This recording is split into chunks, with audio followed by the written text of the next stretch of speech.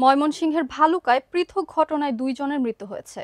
ঘটনা দুটি উপজেলার মেদুয়ারি ইউনিয়নের, অপর ঘটনাটি ঘটেছে হবিরবাড়ি ইউনিয়নে।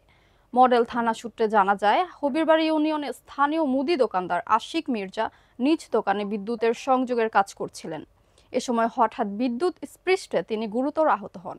ইমন সরকারের রিপোর্টে বিস্তারিত জানাচ্ছেন সিথি জান্নাত। মডেল থানা সূত্রে জানা যায়, সোমবার 15 সেপ্টেম্বর সকাল 9টার দিকে হবিরবাড়ি ইউনিয়নের চেছুয়া বাজারে স্থানীয় মুদি দোকানদার আশিক মির্জা নিজ দোকানে বিদ্যুতের সংযোগের কাজ করছিলেন। এই সময় হঠাৎ বিদ্যুৎ স্পৃষ্ট তিনি গুরুতর আহত হন।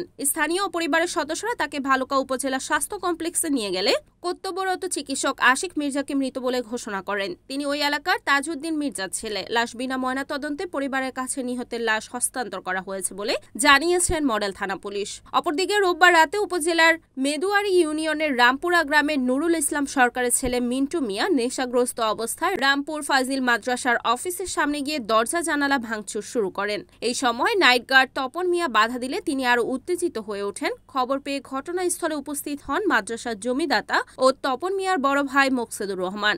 সেখানে মিন্টু মিয়ার সাথে তার বাকবিতণ্ডা হয়। এক পর্যায়ে মিন্টু ধাক্কা দিলে মোকসেদুর মাটিতে পড়ে আহত হয়। আহত মোকসেদুর রহমানকে পরিবারের সদস্যরা ভালুকা উপজেলা স্বাস্থ্য কমপ্লেক্সে নিয়ে গেলে চিকিৎসক তাকে মৃত ঘোষণা করেন। পরে মোকসেদুর রহমানের লাশ উদ্ধার করে ময়নাতদন্তের জন্য ময়মনসিংহ মেডিকেল কলেজ হাসপাতালের মর্গে পাঠানো হয়। ঘটনার সত্যতা নিশ্চিত করে ভালুকা মডেল থানার তদন্ত কর্মকর্তা আব্দুল মালিক জানান, মোকসেদুর রহমানের লাশ উদ্ধার করে ময়নাতদন্তের জন্য মর্গে পাঠানো হয়েছে এবং আশিক মির্জার লাশ পরিবারের কাছে হস্তান্তর করা হয়েছে।